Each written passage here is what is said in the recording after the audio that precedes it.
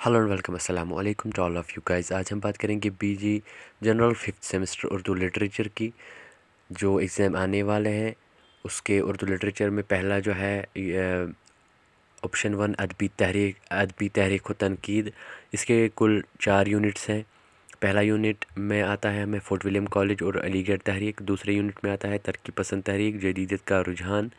तीसरे यूनिट में आता है हमें अदबी तनकीद, तारीफ़, अहमियत व इफ़ादत, तख्लीक़ व तनकीद का रिश्ता। ये मैंने पढ़ाए हैं, ये सब आप जाके देख सकते हैं। हाली की तनकीद निगारी, शुबली की तनकीद निगारी भी चाहरुम में आता है। इसके बाद हमें आता है जम्मू कश्मीर में उर्दू ज़बान व अदब। इसके भी 4 यूनिट्स हैं।